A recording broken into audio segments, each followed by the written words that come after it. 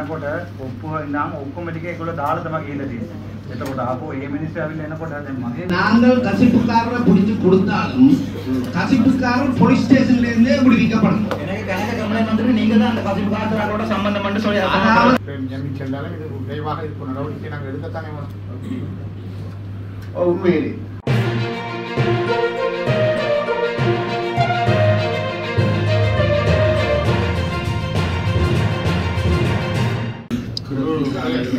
விஷயத்தை இம்ப்ரூவ் பண்ணுங்க தலைவர்னா இதில் இப்போ சந்தியில் ஒரு ராணுவ நினைவு சின்னம் இருக்கு. இப்போ சந்தி அதுக்கு பின்னால் 2 ஏக்கர் காணி ராணுவத்தினர் அந்த பராமரிக்கிறதுக்கான ஒரு 20 ராணுவத்தினருக்காகவே 2 ஏக்கர் காணி இப்பையும் வச்சிருக்கப்படுது. உங்களுக்கு நல்லா தெரியுமா நினைக்கிறேன். நான் இப்போ பஸ் ஸ்டாண்ட் இருக்கிற ஏரியாவில் பெரியசாமி சந்திரசேகரன் அமைச்சராக இருந்த காலத்தில் 65 லட்சம் ரூபாய் செலவில் ஒரு கலாச்சார மண்டபம் கிளிநொச்சியில் கட்டப்பட்டிருந்தது. அரசு அவருடைய செலவு. அந்த மண்டபத்தை யுத்தத்துக்கு கூட ராணுவம் தான் இடிச்சு அடித்து இந்த கண்ட இடம் இல்லாமல் போனது. இப்போ அந்த 2 ஏக்கர் காணியை இப்போ கச்சேரி கூட எடுத்து சந்திரசேகரன் பேர்லையாவது கடைசி அதில் ஒரு கலாச்சார மண்டபம் வரணும். அதுக்குரிய இடம் தான் ஒதுக்கப்பட்ட இடம். அது அந்த அந்த ராணுவ சின்னம் இருக்கிற இடமும் எடுக்கப்பட்டு சின்னம் எடுக்கப்பட்டு அதில் கலாச்சார மண்டபத்துக்குரிய இடமாக இருந்தால் மாற்றப்படணும். தயவுசெய்து அறிக்கையில் அது சேரும். இவ்வளவு ராணுவத்துக்கு இவ்வளவு காணிகள் இந்த நகரப்பகுதிக்குள்ள தேவை இல்லை. யுத்தம் முடிஞ்சது, 15 வருஷமா குற்றச்சட்டம் இல்லை, நாட்டில் மாற்றம் வந்திருக்கு, மக்கள் ஆனந்தம் இருக்கிறார்கள். தயவு செய்து கொஞ்சம் விழிப்பாக இதை செயல்படுத்தணும்.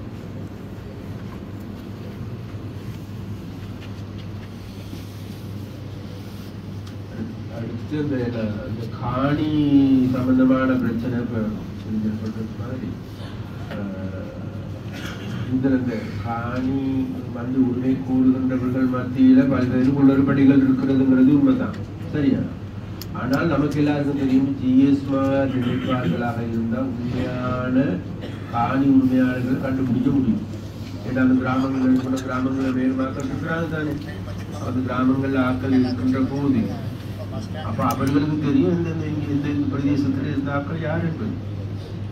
அந்த வகையிலே கண்டுபிடிக்க முடியும். 14 பேர் அந்த வகையில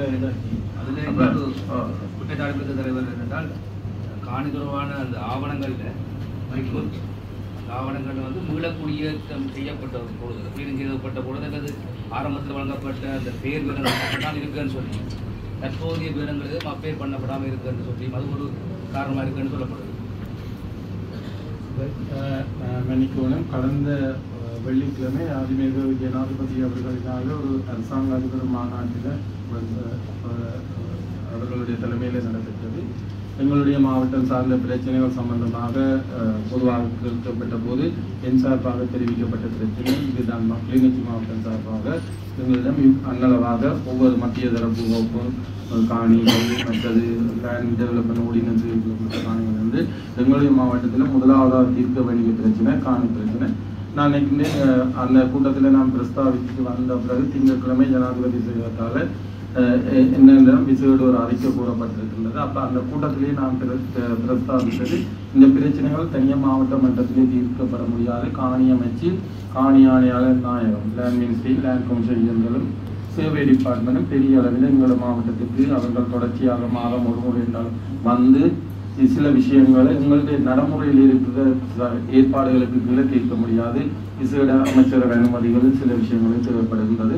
முக்கியமாக கசிப்பு காய்ச்சல் தான் மிகவும் மோசமாக இருக்கு. அதுக்கு இந்த போலீஸ் நிலதாரிகள் எல்லாரும் நல்லவர்களாக மாறுவதுதான் மிக முக்கியமான ஒரு விடயமாக இங்கே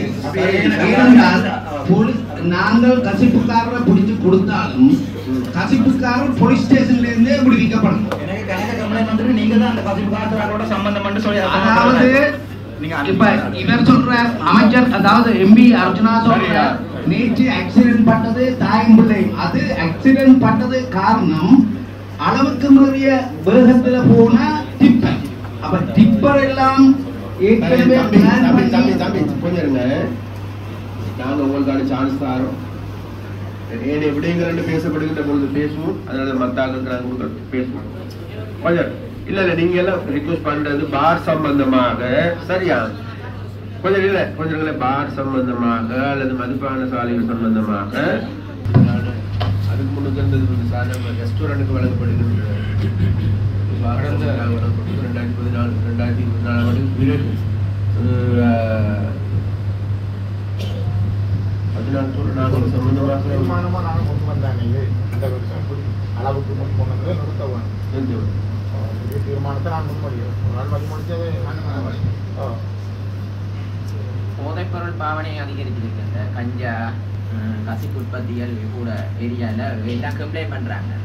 ஆனால் இதுக்கு முதல்ல சொல்லியிருந்தவங்க இதே ஒருங்கிணைப்பு கூட்டத்தில் போதைப்பொருளை இல்லாமல் ஆக்கணுமெண்டா பார் போயிட்டு தேவையாண்டு இதே ஒருங்கிணைப்பு கூட்டம் முடிவெடுத்தாரு முந்தைய காலத்தில். ஆனால் இப்போ அதுவும் இருக்குது இதுவும் இருக்குது. அதுகளை வந்து கிராமப்புறத்தில் போதைப்பொருள் அதிகரிச்சிருக்கு, கசிப்பு உற்பத்தி அதிகரிக்கு. அதே கட்டுப்படுத்த எதுவும் இல்லை. பிரச்சனைக்கு மேலே பிரச்சனை தான் வந்து கொண்டிருக்கு. අපේ යාපන දිස්ත්‍රික්කයේ ළඟවරන් මතුතුමා එයාගේ කතාව තමයි විශේෂ පොලිසියට තමයි මේක තියෙන්නේ. මේ පැත්තේ அப்படி ஒருங்கிணைப்பு கூட்டங்கள் எங்கேயும் பார் போலீஸ் தீர்மானம் எடுத்திருந்தா அடுத்த கூட்டத்தை நீங்கள் அறிக்கையோட சமர்ப்பிக்கொள்ளும். அப்படி இருந்தா அறிக்கையில வந்திருக்கும். அரைக்கிறது மட்டும் இல்லை, அறிக்கையில வரணும். சும்மா அறிக்கையில அது விஷயம் என்னென்றா நாங்கள் ஒரு ஒருங்கிணைப்பு குழு கூட்டம் இன்றைக்கு வேட்ட தலைமையில் நடக்குது, முந்தி வேறையான தலைமை நடந்திருக்கும். அப்படி ஒரு தீர்மானம் நிறைவேற்றப்பட்டிருந்தால் அந்த அறிக்கை சமர்ப்பிக்கப்படணும் அடுத்த கூட்டத்துக்கு. அது கூட சரியான கூட அப்படி என்னென்றால் நாங்கள் இந்த பார்ப்பமென்றது ஒரு அரசியலாக மாற்றிட்டோம். ஒரு ஆளை சுடுறதுக்கு அந்த பார்ப்பமென்று தான் பாய்க்கிறோம், காப்பாற்றுறதுக்கு தான் பாய்க்கிறோம். உண்மையாவே நாங்கள் இது பாராளுமன்றத்தில் கதைச்சு அடுத்த முறை நாங்கள் அந்த ரெக்கமெண்டேஷன் பண்ணி இதை எடுத்துருவோம். நாங்கள் சொல்ல வந்து என்ன கேட்டால் அது இல்லை. කසිපුටේකයි මේවා ටික නමත්වීම සඳහා මොනාරි ක්‍රියාමාර්ග ගන්නවද ඔයගොල්ලෝ? ඒක බලන්න මේමයි. අපි පෞද්ගලික දවස්වල මේ පැත්තේ එනකොට මිනිස්සු අපෙන් ඉල්ලුවේ සර් මේ කසිපු මේක නවත්තලා දෙන්න. ආ කතා වෙනමනේ ආ ඔයගොල්ලෝ නවත්තන්න බෑනේ. හරි. අනිත් පැත්ත මේ පාතාල කලියක් ඉන්නවනේ. අර වාල්වට්ටු කියලා ඒගොල්ලන් ක්‍රියාවලිය නතර කළා. தீர்மானமா எடுப்போம். 30 கொடுத்து லைசன்ஸ் அவ்வளோதையும் டெம்பரரியா நிப்பாட்டோம்ன்றது தீர்மானமா எடுப்போம். அந்த தீர்மானத்துக்கு எதிராக போன போடும். அதுல வழக்கு விஷயத்துக்கு இது ஒரு எவிடன்ஸ் வாங்கிருக்கும். தீர்மானத்தை எடுப்போம். தீர்மானம் இப்படி நாங்க பெரிய யாருமே உடன்படுகின்றபடியே தானே யாருமே எனக்கு போறதுல பார் மூடுறதுல போகிறது இல்லை. அப்ப அதனால இங்கே நம்ம தீர்மானம் எடுப்போம் என்னன்னு கேட்டப்ப இந்த ஜி சொல்ற மாதிரி அதற்கான நியமனங்களுக்கு ஏற்ப உட்பட்டு இதெல்லாம் நடவடிக்கை எடுக்கப்பட்டிருக்காங்கிறது உண்டு. சரியா? அடுத்து அந்த உண்மையிலே இப்ப எல்லாருக்கும் தெரியும், கடந்த அரசாங்கத்தின் போது இறுதியான கட்டத்துல தேர்தலை இலக்காக வைத்து கொடுக்கப்பட்ட அனுமதி பத்திரங்கள் அனைத்தையும் கேன்சல் பண்ணப்பட்டிருக்கு. ஒன்று. சரியா? ரெண்டாவது, ஒரு சில மதுபான சாலைகள் வந்து அனுமதி வழங்கப்பட்டதன் பிறகு அந்த மதுபான சாலை உரிமையாளர்கள் கோடிக்கணக்கில் செலவழித்து உண்மையிலேயே அதை ஓப்பன் பண்ணுறதுக்கான வேலை திட்டங்களை முன்னெடுத்திருக்கிறாங்க. அப்போ அதற்கான அனுமதியை கொடுத்தது யாருன்னு கேட்டால் ஒன்று மதுவரி திணைக்களம், அடுத்து அங்கே இருக்க அந்தந்த பிரதேசங்களுக்கு டிஎஸ் ஊடாகத்தான் இந்த அனுமதி வழங்கப்படுது.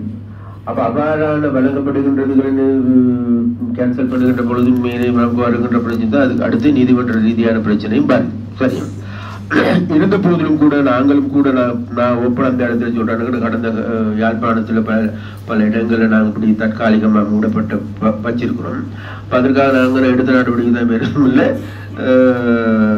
கேட்ட மக்களுடைய போராட்டம், மக்களுடைய கவனஈர்ப்பு நடவடிக்கைகள் தொடர்ந்து எடுக்கப்படுமாக இருந்தால் மக்களுடைய எதிர்ப்பின் காரணமாக அந்த இதுகள் தற்காலிகமாக நிறுத்தப்படலாம் அல்லது ரத்து செய்யப்படலாம். சரியா? ஒன்று அதனால வேண்டி அது ஒன்று.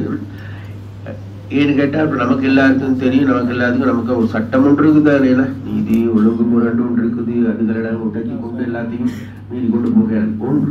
இரண்டாவது, நமக்கு எல்லாருக்கும் தெரியும், கிளிநொச்சி மாவட்டத்தில் அபரிமிதமான பார்கள் இருக்குது. அப்ப அது சம்பந்தமாக அதுக்கு அரசியல்வாதிகள் பின்புலம் இருக்கின்றார்களே என்பதில் மண்மையிட நினைக்கிறேன் பெரிய வரும். சரி, என்கிட்ட பேர் எதுவும் இல்லை. சிபாரிசு செய்தவர்கள் யாருங்களா? சிபாரிசு செய்தவர்கள் அரசியல்வாதிகள் உண்டாகத்தான் இதுக்கு பின்னுக்கால போயிருக்குது. அதனால அந்த சிபாரிசு செய்த பெயர்கள் அது வேற கதை. இருந்த போதிலும் கூட உண்மையிலேயே இவைகளை க்ளோஸ் பண்ணுவதற்கான நடவடிக்கை எடுக்கணுங்கிறது நம்ம தெளிவா இருக்கிறோம். அதுக்கு இங்க இருக்கின்ற எம்பிமார்களுடைய இருக்கின்ற மக்களுடைய ஒத்துழைப்பு கட்டாயம் தேவை. அதே நேரத்தில் இந்த அனுமதி வழங்கப்பட்டிருக்கின்ற அந்த நிறுவனங்கள் மறுபடியும் இதை ஏதாவது மேல் பரிசீலனை செய்ய முடியுமாங்கிறத நாங்கள் பார்க்கணும். ஏன்னா நமக்கு பக்கத்துல பள்ளிக்கூடம் இருந்த இயலாது, கோயில் இருந்த இயலாது, அல்லது முக்கியமான இடங்கள் இருந்த இயலாது. அப்படியேப்பட்ட இருக்கின்ற போது கூட நமக்கு பக்கத்துல கோயிலும் இருக்குது, பக்கத்துல பாடசாலையும் இருக்குது, இடையில பாரும் இருக்குது.